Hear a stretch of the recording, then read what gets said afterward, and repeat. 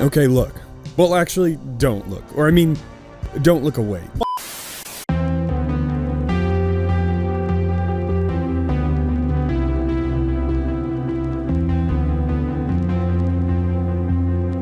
The sensation of being watched can evoke a primal fear that lingers.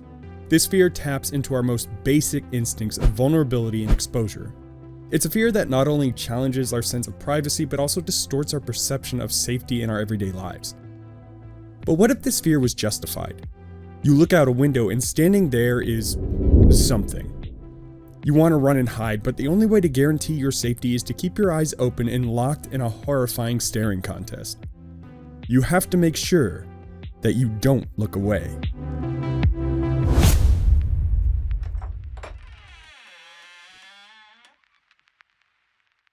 So this video may seem a bit rushed, and that's because I wanted to release this in November and release the video I've made on The Ring for spooky season. Paramount had other ideas. So I have to wait for my fair use dispute to go through, and I'm also getting over being sick, so if my voice sounds extra raspy, I'm sorry, unless you like that. So if you end up enjoying my content, a like and subscribe would be awesome. It'll keep you from missing that video when it comes out. In the meantime, I figured I'd go ahead and push this one through. I've wanted to talk about this short film anyway. Directed by a man with a fantastic name, Don't Look Away was created by Christopher Cox when he was just 19 years old. Is it perfect? No, it's not. But the imagery and concept is awesome.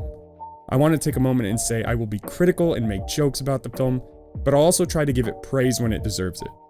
Please, do not harass or bully the creator. In fact, I encourage you to go support his channel, especially because some of the new stuff is very good.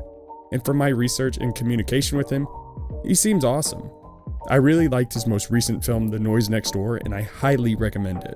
With that being said, why don't we go ahead and hop into this wonderful little short film, Don't Look Away.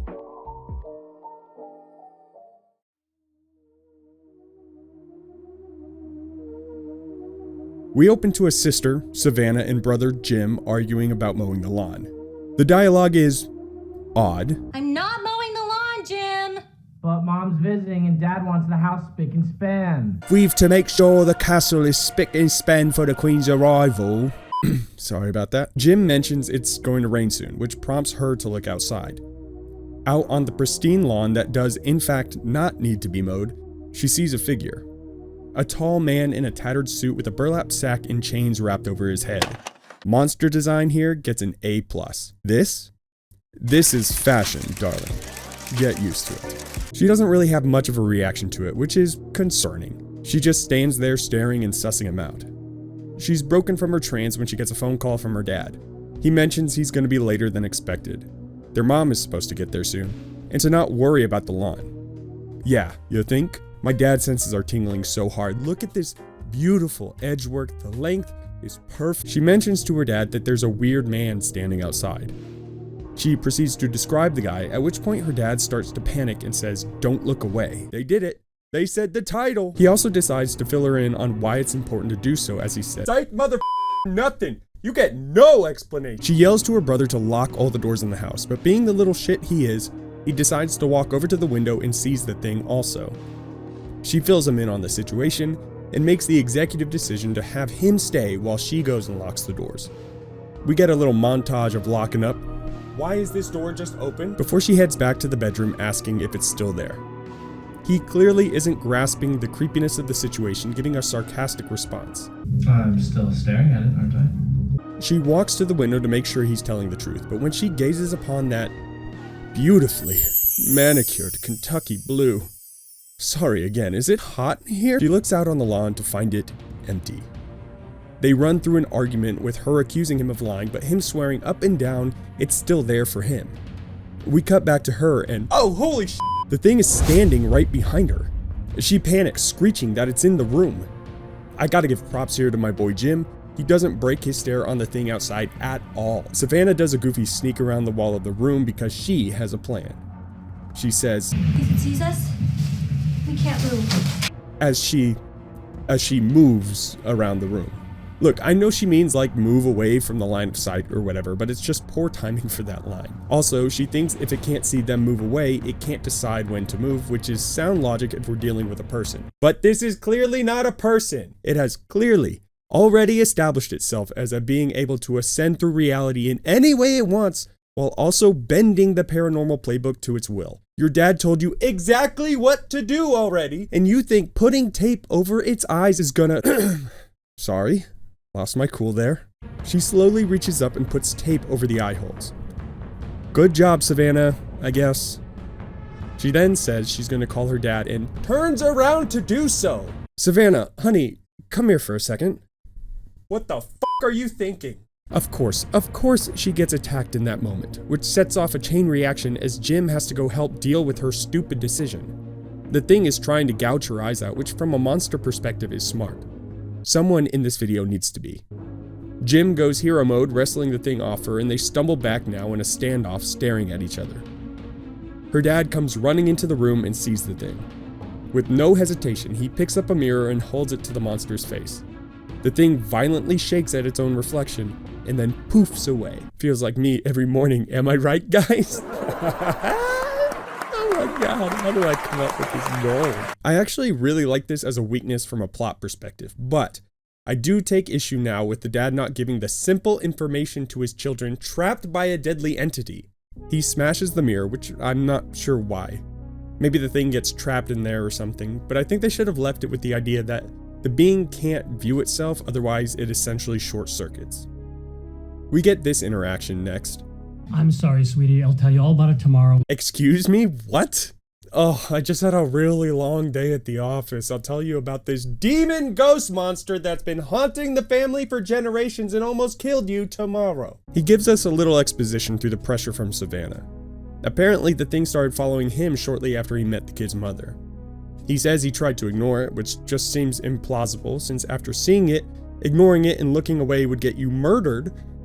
Jim, now having a second to compose himself, remembers he had to look away from the one on the lawn and starts panicking. Their dad says since Jim was looking at the same one as Savannah and she walked away, it created another. At this point, the doorbell rings, and in a haunting tone, the dad says, "Your mother's here." Which sounds so disappointed. I mean, I know it's because of the mystery of what's happening, but it just sounds like the most defeated divorced dad. We get a shot of the front of the house where their mom isn't there. Some creepy music starts playing and we get a slow moving zoom into the monster standing in the foliage of what I'm assuming is a nearby forest. And cut.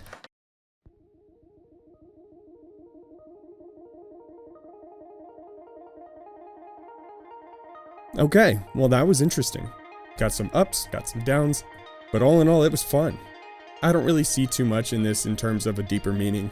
I guess you could say it's an allegory on generational trauma, but it's not really explored in a way that would lead me down that path of thought. I'm super curious about the lore of this monster.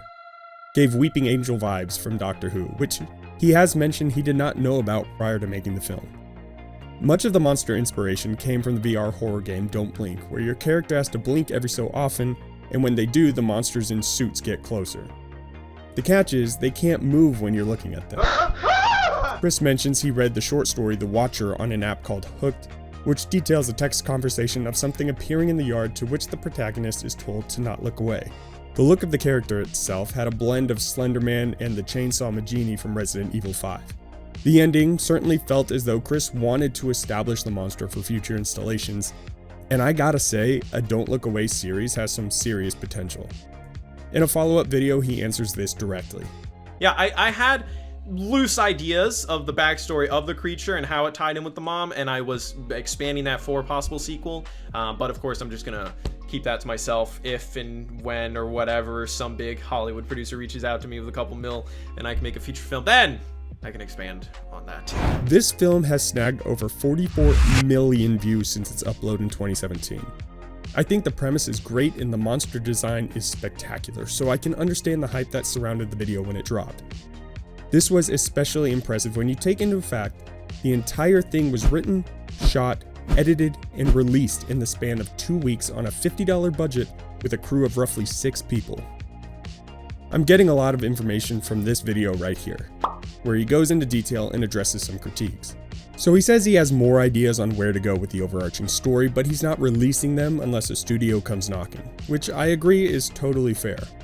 But I think he's given us more information than he realizes. I think all we have to do is look back a month before to a similarly named horror film, Don't Look.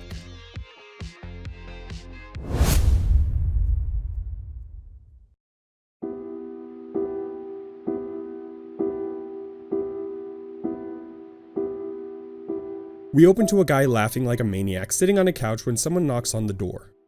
He lets his buddy in and mentions he just saw the funniest YouTube video. The guy cues it up, but before clicking play, he says he's got to use the bathroom and tells his friend, "Don't look." This guy is still laughing while taking a piss. Stop, dude. Seriously, you're gonna piss me off.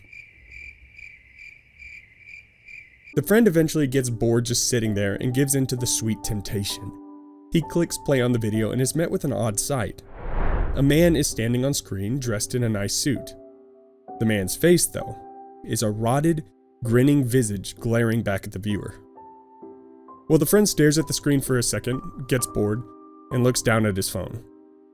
Mr. Laughing Jack over here comes out of the bathroom still hyped and ready to show his buddy the video.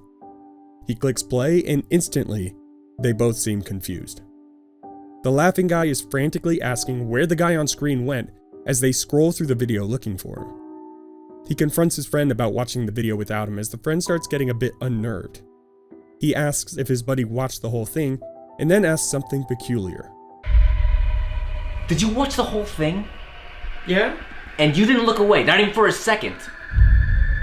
Well, I kind of got bored halfway through. I got on my phone, yeah. No. What does it matter? Why would you do that? Why would you look away? What? What did I do? His friend says he looked away part of the way through, which sends this guy into a spiraling panic. He sits on the ground, mumbling and rocking while his buddy, quickly beginning to really freak out, starts accusing him of pulling a prank. He looks up from scrolling through the video timeline to see the laughing guy now just staring over his shoulder with a crazed look of fear. The friend whips around, seeing nothing there. When he turns back to the guy, he's met with more laughter, like he was just epically pranked. But it wasn't over. Asshole.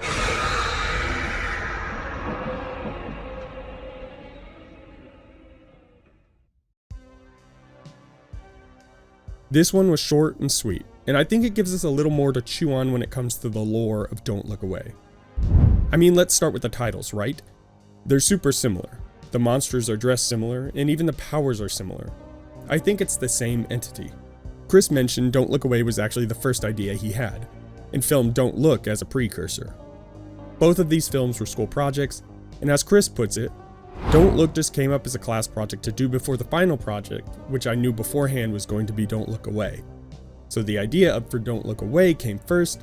Don't Look was a super easy, no budget little class project before the big boy one. We know that the thing can split into multiple beings, so what if this is just an earlier offshoot of the same monster?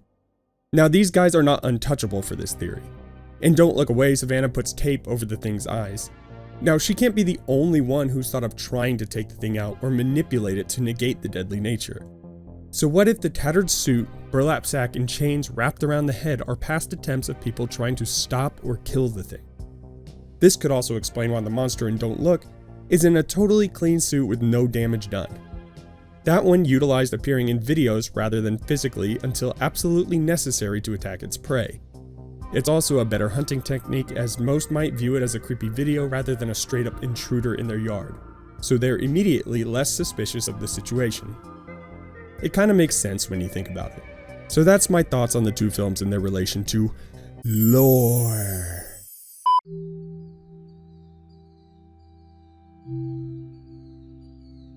Looking back on the films, I still find it wildly impressive what this young filmmaker was able to do. And apparently a bunch of other people did too. I love how viral films like this can bring people together. By tapping into our shared fears and curiosities, they create a unique communal experience that fosters connection and conversation. Whether gathered in a theater, at a festival, or even online, audiences bond over the thrill and catharsis that comes from facing fear together. Ultimately, horror short films remind us that they can unite us, viewers and creators alike, through the exhilarating journey of storytelling. In embracing the darkness, we often find light in the connections we forge with one another. All you have to do is take a look.